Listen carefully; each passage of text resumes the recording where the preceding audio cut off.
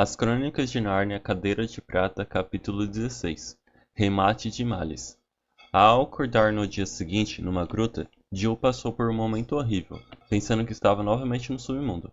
Ao perceber que se achava deitada num leito de relva coberta por um manto de pele, ao dar com o fogo crepitante, recentemente aceso, numa lareira de pedra, e vendo mais adiante a luz da manhã entrando pela boca da gruta, recordou-se da aventurosa verdade. Fora deliciosa ceia, apesar de todo o sono que sentira antes que ela terminasse.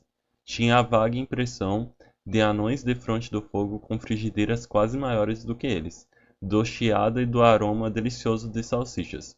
E mais salsichas, e mais salsichas. Não salsichas michurucas, com um pedacinho de pão e molho de soja, mas salsichas legais, suculentas, temperadas, estourando de gordas, só ligeiramente tostadas, e canecões de chocolate espumoso, batatas e castanhas assadas, maçãs de forno recheadas com passas e depois de tudo os sorvetes que refrescavam. Sentou-se e olhou em torno. Brejeiro e Eustáquio estavam deitados a pouca distância, ambos a dormir profundamente. Vocês dois aí, gritou a menina, vão ficar dormindo o resto do dia? Psiu, psiu, murmurou uma voz de algum lugar em cima dela. Hora de dormir, tira uma soneca, não vai fazer turro, turro. Só pode ser, disse Jill distinguindo um monte de penas brancas e fofinhas em cima de um velho relógio. Só pode ser plumalume. Turro, turro, concordou a coruja, espichando a cabeça para fora da asa e abrindo um olho. Trouxe uma mensagem para o príncipe. Os esquilos nos levaram a grande notícia. Mensagem para o príncipe. Ele já partiu. Vocês também devem partir. Bom dia. E a cabeça da coruja desapareceu. Como pelo jeito não seria possível arrancar qualquer informação da coruja, Jill levantou-se e começou a procurar um modo de lavar o rosto e comer alguma coisa. Quase no mesmo instante, um pequeno fauno entrou trotando na caverna, fazendo clique-claque com seus cascos de bode no chão de pedra. Ah, acordou finalmente, filha de Eva, disse o fauno. Acho que é melhor acordar o filho de Adão. 2 centauros se ofereceram para levá-los até cair para Vel. E acrescentou com a voz mais baixa, você deve saber que montar um centauro é uma honraria especialíssima. Não sei de mais ninguém que possa dizer o mesmo. Assim não ficará bem fazê-los esperar. Onde está o príncipe? Foi a primeira pergunta de Eustáquio Brejeiro. Foi encontrar-se com o rei, seu pai, em cair para Vel, respondeu o fauno que se chamava Horus. O navio de Sua Majestade está sendo esperado no porto a qualquer momento. Parece que o rei teve um encontro com Aslan. Não posso afirmar se em visão ou se com o próprio leão, antes que se afastasse no mar. Aslan disse-lhe que encontraria o filho perdido e esperá-lo em Nárnia. Eustáquio já estava de pé e Jill começou a ajudar o fauno a fazer o café. Um centauro chamado Mão de Nuvem, famoso curandeiro, viria tratar de Brejeiro, que permaneceu deitado a resmungar. Já sei, vai cortar minha perna pelo menos à altura do joelho, aposto, mas era bom continuar na cama. O café da manhã consistiu em ovos mexidos e torrados, e nem parecia que Eustáquio devorava uma lauta ceia durante a noite. O fauno, olhando para as valentes garfadas no menino, observou. Não precisa se apressar tanto, filho de Adão. Acho que os centauros ainda não terminaram a primeira refeição. Então esses centauros levantam muito tarde, disse Eustáquio, lá pelas 10. Nada disso, respondeu Ormus. Acordam antes do raiar do dia. Acordam antes de raiar o dia. Ai, ai, ai. Então eles esperam alguém para fazer a primeira refeição. Não, nada disso. Começam a comer no instante em que acordam. Caramba, então a refeição deles deve ser enorme. Não está entendendo, filho de Adão? Um centauro tem um estômago humano e um estômago de cavalo. E é claro, os dois estômagos precisam de alimento. Assim, primeiro de tudo, eles comem presunto, omeletes, torradas, geleias, frutas, mingau, café e cerveja. Depois é que cuidam da parte cavalar, pastando durante 1 hora e arrematando tudo com farinha de malte, aveia e um pacote de açúcar. Por isso é que se trata de uma coisa muito séria convidar um centauro para passar o fim de semana com a gente. Ouviu-se nesse momento um barulho de cascos a ressoar nas pedras. As crianças olharam. Os 2 centauros, um de barba negra, outro de barba dourada, estavam a esperá-los, na boca da gruta.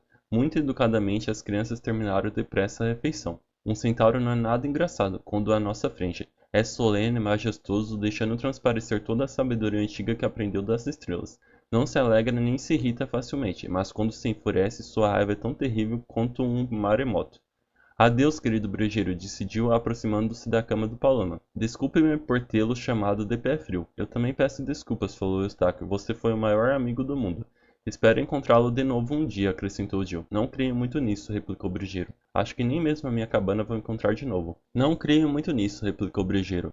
Acho que nem mesmo minha cabana vou encontrar de novo. E o príncipe um ótimo sujeito, mas vocês acham que ele vai resistir? Viver debaixo da terra estraga a melhor saúde, claro. O príncipe não pode durar muito.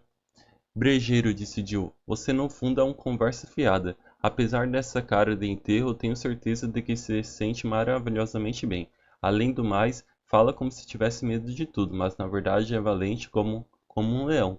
Por falar em cara de enterro, começou a dizer Brejeiro, mas Jill, para surpresa dele, deu-lhe um beijo na face cor de barro, enquanto Eustáquio apertou-lhe a mão. Em seguida, as crianças correram para os centauros e o Paulama afundou-se de novo na cama, dizendo para si mesmo: nunca poderia imaginar que ela me desse um beijo, por mais simpático que eu seja. Montar um centauro é mesmo uma grande honra, concedida provavelmente só aos dois desde que o mundo é mundo, mas não é nada confortável, pois ninguém com amor à vida iria insinuar que um arreio tornaria a coisa melhor. E montar em pelo não é fácil, especialmente, como no caso de Eustáquio, quando a pessoa nunca aprendeu a montar. Os centauros foram muito gentis, apesar de graves. Enquanto trotavam pelas terras de Nárnia, conversaram com as crianças sem voltar as cabeças, discorrendo sobre as propriedades de ervas e raízes, sobre a influência dos astros, sobre os 9 nomes de Aslan e seus significados e outras coisas desse gênero. Apesar de sacolojados e doloridos, Jill e Eustáquio dariam tudo para que a jornada não terminasse. Que beleza! As colinas e as clareiras reluziram com a neve da véspera. Encontrar coelhos, esquilos e passarinhos que diziam bom dia. Respirar o ar de Nárnia, ouvir as vozes das árvores de Nárnia. Chegaram finalmente ao rio, que à luz do sol de inverno fluía azul e brilhante, bem mais abaixo da última ponte, que fica numa cidadezinha de telhados vermelhos chamada Beruna. Ali foram transportados numa barcaça para o outro lado, sob os cuidados de alguns palamas, que quase sempre se encarregam em Nárnia dos assuntos aquáticos. Quando atingiram a outra margem, cavalgaram de novo os centauros e logo estavam em Carparavel, onde distinguiram imediatamente aquele mesmo navio reluzente que viram ao pisar em Nárnia pela primeira vez. Parecia um grande pássaro deslizando pelo rio. Toda a corte, a fim de saudar o rei, estava outra vez reunida no relvado entre o castelo e o cais. William, que havia trocado sua roupagem negra por manto escarlate sobre uma blusa de malha prateada, estava à beira do cais, sem chapéu, à espera do pai. O anão Trupiquim sentava-se a seu lado, na cadeirinha puxada pelo burro. Viram logo as crianças que não haveria chance de alcançar o príncipe, cercado pela multidão. Além disso, sentiam-se agora meio tímidos. Perguntaram então aos centauros se poderiam ficar montados um pouco mais de tempo, do contrário nada veriam. Os centauros não fizeram objeção. Uma fanfarra de trompas prateadas veio do convés do navio. Os marinheiros lançaram uma corda, ratos falantes naturalmente, e palamas puxaram logo o navio que se encostou ao cais. Músicos ocultos pela multidão começaram a tocar uma marcha solene e triunfal. Os ratos estenderam, pressurosos, o portaló. Jill esperava ver o velho rei descer os degraus, mas alguma coisa devia estar acontecendo. Um nobre de rosto pálido desceu ao cais e ajoelhou-se diante do príncipe de Trupiquim. Os três conversaram alguns minutos com as cabeças quase coladas. Nada se ouvia do que lhe diziam. A música continuava, mas era evidente que todos se sentiam um pouco inquietos.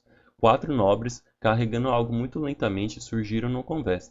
Quando chegaram ao portaló, já era possível distinguir o que conduziam. O velho rei estendido sobre uma cama, muito pálido e inerte.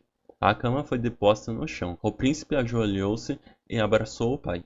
O rei Caspian ergueu a mão direita e deu a bênção ao filho. Todos ergueram vivas, mas não eram ovações muito animadas, pois sabiam que alguma coisa ia mal. Subitamente a cabeça do rei baqueou nos travesseiros. Os músicos pararam de tocar, o silêncio era de morte. O príncipe, ajoelhado ao pé da cama, começou a chorar. Houve murmúrios e agitações. Todos de cabeça coberta foram tirando os chapéus, os gorros, os elmos e os capuzes, inclusive Eustáquio. Ouviu-se em seguida um farfalhar acima do castelo. O pavilhão narniano, com um leão em ouro, estava sendo hasteado a meio pau. Lentamente e implacavelmente, com gemidos de cordas e doloridas queixas de trompas, a música recomeçou. Uma área de cortar o coração. As 2 crianças escorregaram dos centauros, que nem chegaram a notar. Preferia estar em casa, falou Jill. Eustáquio concordou com a cabeça, sem dizer nada. Aqui estou, disse uma voz profunda atrás deles. Era o próprio leão, tão luminoso, real e forte que tudo o mais começou a parecer pálido, embaçado. Antes que pudesse respirar fundo, Jill se esqueceu do rei morto de Nárnia e se lembrou apenas de como causara a queda de Eustáquio no penhasco, dos sinais esquecidos das brigas impertinentes acontecidas. Queria dizer sinto muito, mas não conseguia falar. O leão com os olhos puxou as crianças para perto dele, e tocou-lhes os rostos pálidos com a língua, e falou: Não pense mais nisso, não me zangue o tempo todo. Vocês cumpriram a missão que lhes foi confiada. Por favor, Aslan, disse Jill, podemos ir para casa agora? Podem, vim para levá-los. Aslan abriu a boca e soprou. Dessa vez não tiveram a impressão de voar, em vez disso era como se estivessem firmes no chão. E o hálito de Aslan soprasse para longe o navio, o rei morto, o castelo, a neve, o céu de inverno. Todas essas coisas flutuavam no ar como anéis de fumaça. Viram de súbito que estavam envolvidos por uma brilhante luminosidade de verão em cima de um gramado, entre árvores grossas à margem de um riacho límpido. Perceberam que se encontravam de novo na montanha de Aslan, muito acima e muito além da terra de Nárnia. E estranha que a marcha fúnebre do rei Caspian prosseguia, sem que se pudesse dizer de onde vinha. Caminhava à beira do riacho com o leão à frente. Ele estava tão belo e a música era tão angustiante que Jill não sabia de onde lhe subiam as lágrimas. Aslan parou e as crianças olharam para o riacho. Lá dentro, nos seixos dourados do leito do rio, estava o rei Caspian, morto com a água deslizando por ele como se fosse um cristal líquido. As longas barbas brancas balouçavam como plantas aquáticas. Todos os três choraram, até o leão chorou. Enormes lágrimas de leão, e cada lágrima era mais preciosa que toda a terra, ainda que esta fosse um imenso diamante. E Jill observou que Eustáquio não parecia um menino chorão, mas um homem ferido de dor adulta. Ali naquela montanha as pessoas não pareciam ter uma idade determinada. Filho de Adão, disse Aslan, vá até aquele matagal e traga para mim o espinho que por lá encontrar. Eustáquio obedeceu. O espinho tinha 3 palmos de comprimento e espetava como um punhal. Enfie este espinho em minha pata, filho de Adão, disse Aslan estendendo uma pata dianteira para Eustáquio. Devo mesmo fazer isso? Perguntou o menino. Sim, respondeu Aslan. Eustáquio apertou os dentes e enfiou o espinho na pata do leão, de onde correu uma grande gota de sangue, mais vermelha do que se possa imaginar. E a gota correu e espalhou-se no riacho sobre o corpo do rei. E este começou a transformar-se, a barba branca ficou cinzenta, depois amarelada, depois mais curta e desapareceu. As faces encovadas tomaram cores e formas, as rugas alisaram-se, os olhos abriram-se, olhos e lábios sorriram. De repente o rei ergueu-se, ficando em pé perto deles. Era um homem muito jovem, talvez um rapaz. Não se podia dizer com certeza, pois as pessoas não têm uma idade precisa no país de Aslan. O rei passou os braços em torno do pescoço de Aslan, dando-lhe beijos viris de rei, respondidos com beijos agrestes de leão. Por fim, Caspian voltou-se para os outros, rindo-se com espantada alegria. Eustáquio, quer dizer que você conseguiu alcançar o fim do mundo? Que aconteceu com a minha espada que você quebrou na serpente do mar? Eustáquio deu uns passos na direção dele, as 2 mãos estendidas, recuando logo com uma expressão perturbada. Olha aqui, gaguejou o menino. Está tudo muito bem, mas é você mesmo? Quero dizer... Não seja tolo, falou Caspian. Mas prosseguiu Eustáquio, olhando para Aslan. Ele afinal não morreu? Morreu, respondeu o leão tranquilamente, quase como se estivesse satisfeito. Foi o que Jill achou. Ele morreu. Isso acontece muito, como você deve saber. Até eu morri. Há muito poucos que não morreram. Ah, disse Caspian, estou entendendo. Você está pensando que eu sou um fantasma ou um outro absurdo qualquer.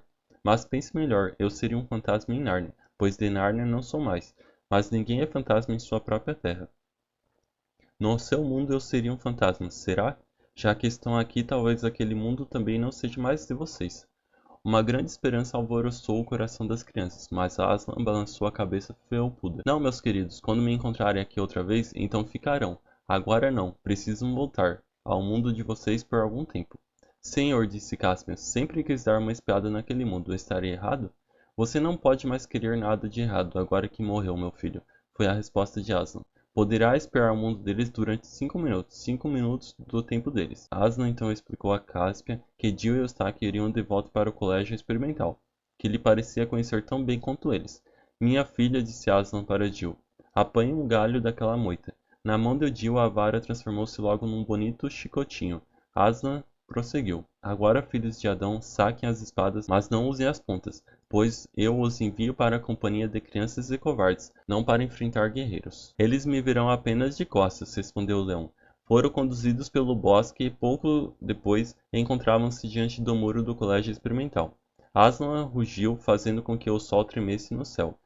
Um pedaço de muro caiu, abrindo uma brecha. Podiam ver a alameda da escola e o telhado do ginásio, sempre sob o mesmo sol tristonho de outono. Aslan virou-se para Jill e Eustáquio, soprou-lhes no rosto e passou-lhes a língua na testa.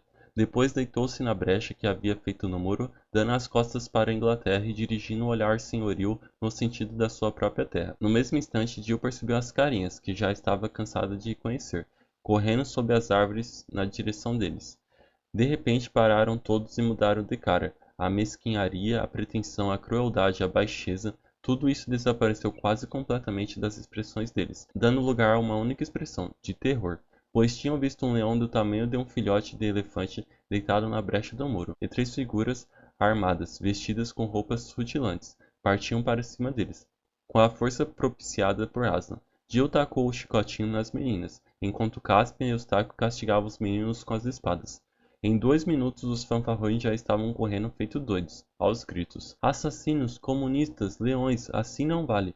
O diretor do colégio, aliás era uma diretora, chegou correndo para ver o que se passava. Ao ver o leão e o buraco no muro, e Caspian, Jill e Eustáquio, que ela não reconheceu, teve um ataque histérico. Voltou ao gabinete para informar a polícia, pelo telefone, que um leão devia ter fugido de um cerco, que baderneiros arremataram o muro armados de espadas, que no meio da confusão, Jill e Eustáquio entraram calmamente e vestiram roupas comuns, enquanto Caspian voltava para o outro mundo. O muro, por graça de Aslan, foi recomposto. Quando a polícia chegou, não encontrou leão nenhum, nem brecha no muro, nem baderneiros. Ali havia somente uma diretora que se comportava como uma louca. O inquérito foi aberto. Nesse inquérito surgiram cobras e lagartos a respeito do colégio experimental. 10 pessoas acabaram expulsas. Depois disso, os amigos da diretora perceberam que ela não prestava para a diretora, e nomearam-na inspetora-geral. Quando viram que ela não era também grande coisa como inspetora-geral, conseguiram elegê-la para a Câmara dos Deputados, onde ela viveu para sempre feliz. Eustáquio enterrou suas bonitas roupagens durante a noite no campo do colégio. Jill preferiu carregar as suas para casa pensando numa festa especial. A partir daquele dia, as coisas melhoraram no colégio experimental, que acabou virando uma escola bastante boa. Jill e Eustáquio ficaram amigos para sempre. Lá longe em Nárnia, o rei William fez os funerais do pai, Caspian o Navegador, o 10º com aquele nome. William governou muito bem uma terra feliz, apesar de brejeiro, cujo pé ficou bom em 3 semanas. Estar sempre dizendo que tempo bom é sinal de tempestade. A abertura na colina foi mantida aberta. Às vezes, nos dias quentes, os narnianos costumavam ir lá com barcos iluminados, e entoavam seus cantos e se divertiam no escuro mar subterrâneo, e contavam histórias de cidades que ficavam ainda muito mais abaixo.